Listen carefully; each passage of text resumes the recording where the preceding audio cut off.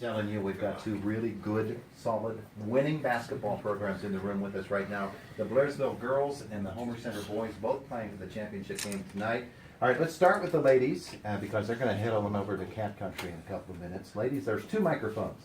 You can pick one and come on up and visit with us for a little bit, okay? And don't be shy. Look, they were so loud out there. All you, the guys and the gals were so loud out in the hallway. In here, they're just as quiet as can be. Okay, come on up to the microphone. Rena leads them. Okay, pull that one down just a little bit. There you go. And you can use that microphone too. Let's introduce each of the players. Coach McGinnis is here as well. Hi, ladies. Good morning. Good morning. And if you would, just go ahead and introduce yourselves. Rena Enterline. Michaela Mislaney. Catherine Martin. Bailey Riggle. Mary Tran. Emily Oswald. Sydney McCauley. Jasmine Shields. All right, and you're all with us here this morning. Now, each of you will need to get a little bit closer to the microphone as we talk to you each, okay? And let's, just so the listeners know, for each of you, just say your name once more, and then we'll have a little conversation with each, okay? Rena, you want to start?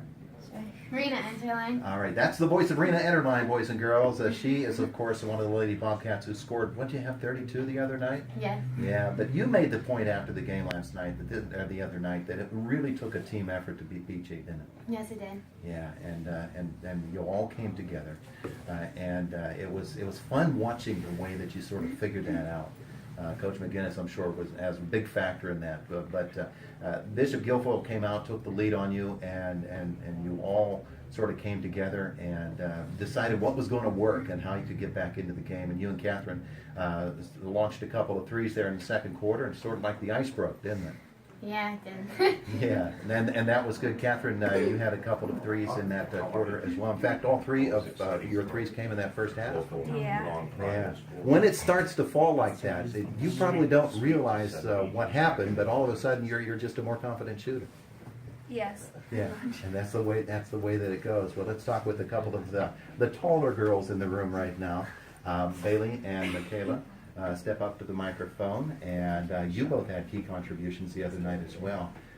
Setting the screens, getting the rebounds. Well, let's talk about what happens when you come up against a team that's so tall as Bishop Guilfoyle was the other night. That's not an easy task, is it? Not at all. We knew that we had to box out and get them completely out of the key in order for us to be successful and get the rebounds, and we were able to take that job down and help our team come to a victory. Yeah, and Bailey, you had a pretty key shot in that basketball game. Must have felt good.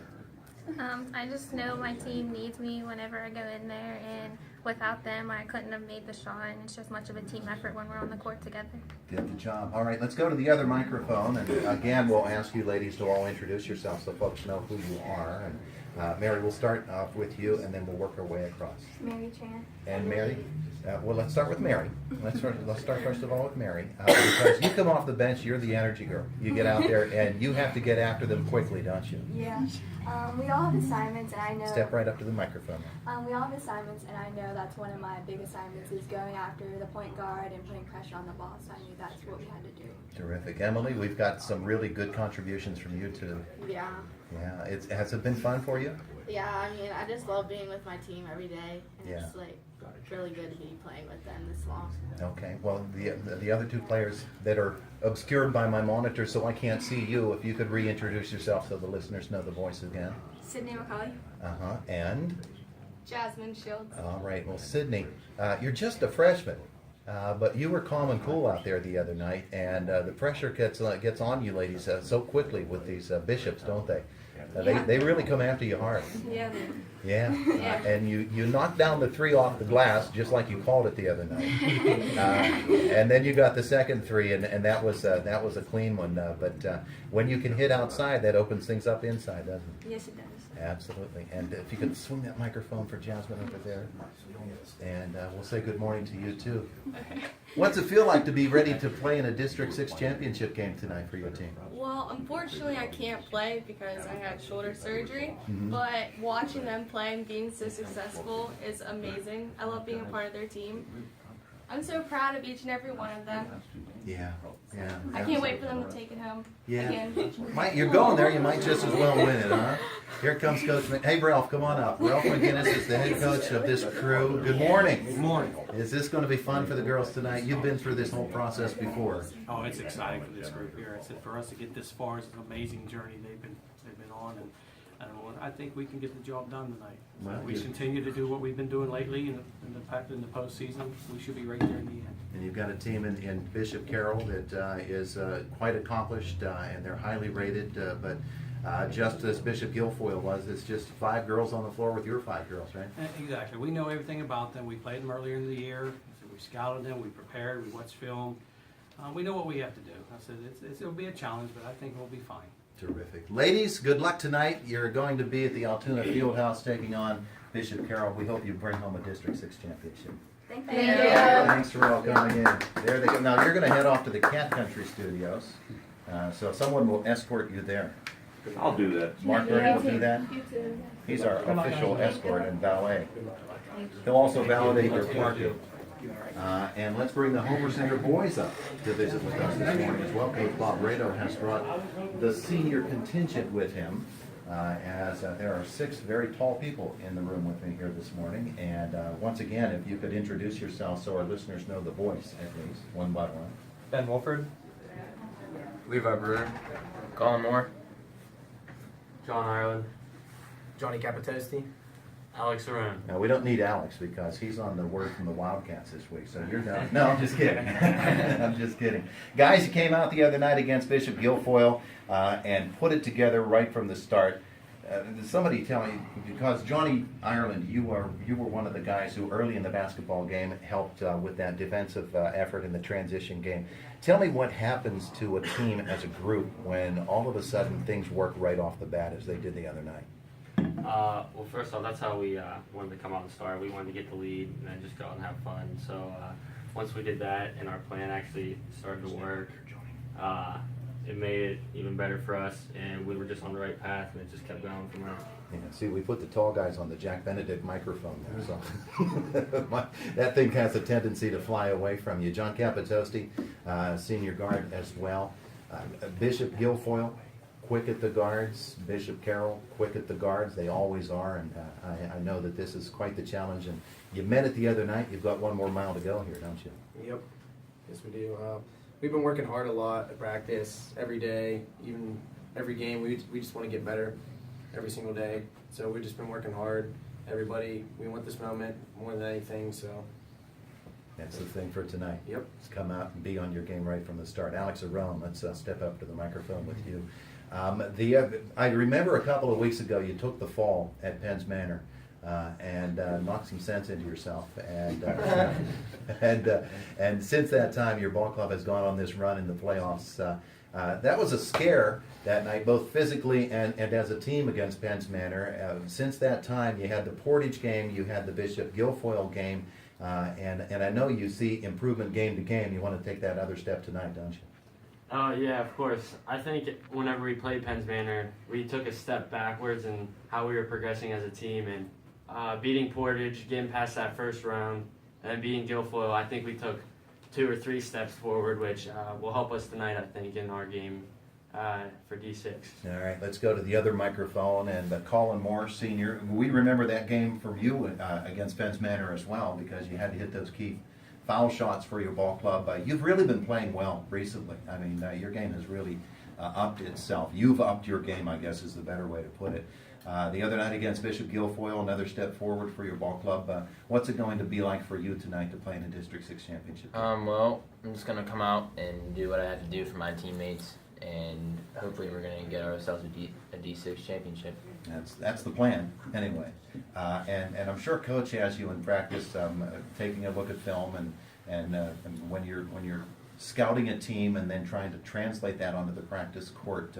What are some of the things that Coach has been telling you the last couple of days? Defense, pay attention to detail, offensive rebounds, take charges, all of the stuff, the little stuff that we need to do in a basketball game. All that little stuff adds up into pretty big stuff. Levi Bruner, come on up and visit with us. Your playing time has really increased in the last month or so, and you've become a really valuable part of the group coming off the bench. Yeah, I come in, get rebounds, dish the ball off to everyone else, but I do what I'm supposed to do. Yeah, and defense is a really tough part, and particularly you're not one of the taller guys on the team, but you frequently find yourself playing against the bigger guys on the other team.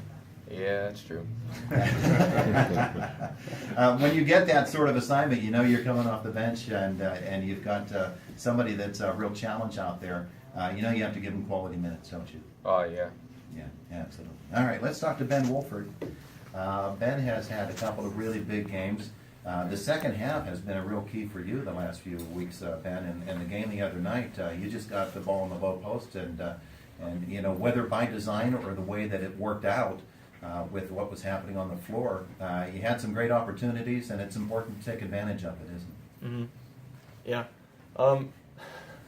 There was a lot on the line in the Portage game, so I think that sort of made us wake up a little bit, play a little bit better in the second half, because we needed to, because we didn't want to feel how we felt last year when we got knocked out first round St. Joe's. So, yeah. Defense for this entire group, all of you guys. The coach emphasizes defense, and we've always said, Ward Hilliard and I in the broadcast booth, that when Homer-Center turns a basketball game around or changes the momentum of a game, it's always because of the defense. You guys, I know you place a special emphasis on it in practice, and your younger teammates there in practice help you to get ready for that sort of attack. But talk, if you would, a little bit about defense and how important it is to what the Wildcats do. defense has been what our team's been about since day one. Coach made that pretty apparent because we spent a lot of time practicing it, adjusting defense to each team that we're playing. We focus on it a lot and make sure that whatever team we go to play against, we're prepared to play defense against them specifically. Yeah, I want to throw this out to the entire group because you guys all experience this, and anybody can answer this question. Talk, if you would, about the Homer-Center community, the spirit in the school, the staff, and the town, and how everybody supports the Wildcats. They all pointed to Johnny I. Johnny I points to Johnny C. All right. Well, we're just so thankful and very blessed to have the community and the support that we have from everybody. We want to give shout outs, to our school, the faculty, the fans in the community, parents, whoever, friends, family. It's been a great ride so far, and they're just behind us every step of the way. They're coming to games, and people from, live far away, they're making arrangements to come out to the games. You live an hour or two away, they're coming in to support us, and that means a lot. And when we see them out there cheering us on and getting us hyped and ready to go, it means the world to us. So we just want to thank you guys for all the support you're giving us, and come out tonight, whether you're listening on the radio. We know that we got a lot of people doing that and coming to the games, so we appreciate the support, and we hope it's there tonight, and we hope we can bring it home for everyone. Johnny I, you said the other night you were talking about winning a District 6 championship in football, and what a tremendous feeling that is for all of you fellas. A chance at a District 6 basketball championship must be pretty special. It's just the best feeling in the world, and I was just trying to tell these guys before the Guilfoyle game that it's like nothing else but having that medal be put around your neck, and I was just trying to get it through their heads that they want one. They really do want one, and to get it with these guys would be the greatest thing ever because they work so hard. We all work so hard in practice, and they're just great to be around, so it would be great. It'd be real great. All right. Any of you fellas want to say anything nice about the coach? Because he's back there. We're going to call him up to the microphone in just a couple of seconds. Is there anything good that anybody has to say about Coach Rado? There's a lot. There's a lot. Yeah, There's a lot. Not much, but. But then he wants playing time tonight. Bob Rado, come on up to the microphone if you would and spend some time with us. The District 6 championship game is ahead. You've talked all season long and even last season about what a special group of individuals these young men are. I love these guys. I mean, I want to start out by saying that they're like sons to me. I told them that I don't want the season to end. I really don't, and I'm not looking forward to the day that we have to say goodbye to basketball and coaching these guys. But they have been everything a coach could ask for from day one. I just want to emphasize that point. They've done everything, the leadership role. They set examples for the younger kids. And I couldn't ask for a better group of seniors to lead the way. And you've seen what they have done and the journey they have taken us on. And I'm so proud of the accomplishments they have done and what they will do in the future. Coach, we go back to the Portage game, and I think what people tend to do is not give credit to the other team for the effort that they put out there. Portage came out really strong against your Wildcats, and it took a while to figure out exactly the approach to beating Portage in that first game of the playoffs, and then to move on to play Bishop Guilfoyle with the game that turned out not entirely differently because you got the win both times, but it was a whole different style of game. Talk, if you would, about playing in the District 6 playoffs.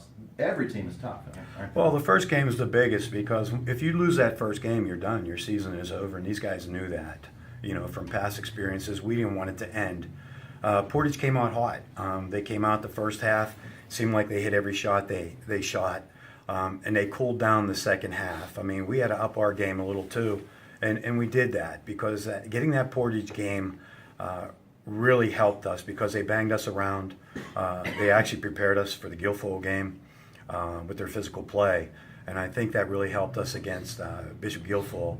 And it was a stepping stone for us to get on the right track. And I thought that Guilfoyle game, I thought defensively especially, was our best effort of the year.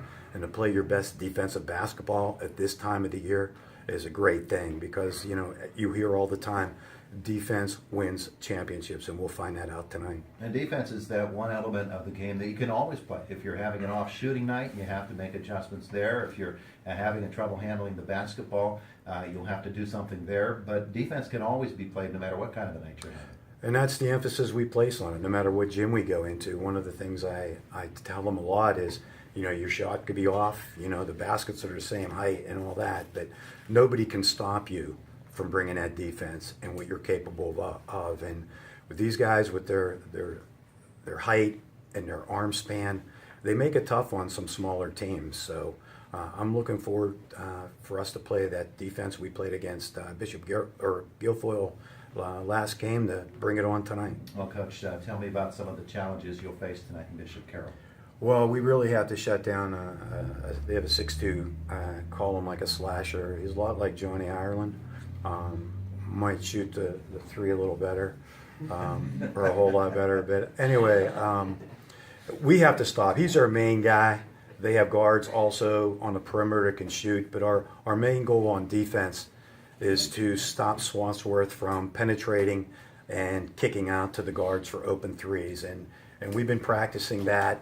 But I think that's a key point. We got to continue to hit the boards offensively and defensively, because if we do that defensively, we can get our break going and our transition game going. Coach, winning the District 6 championship would be such a special moment for these guys, but there's also the fact that you are in the state playoffs now. You've got a state playoff game that'll come late next week, and a chance for the guys to get back onto the floor. If you could get yourself into a place like the Cavalci Complex, how special would that be to be able to play a game right here in Indiana County, to showcase Indiana County, number one, but to showcase the Homer-Center Wildcats before what would be a packed house of Indiana County basketball fans? Absolutely. In 2009, we did it. If you remember, the District 6 title was at IUP Fieldhouse, and the whole town of Homer City, I know, was there. The Fieldhouse was packed.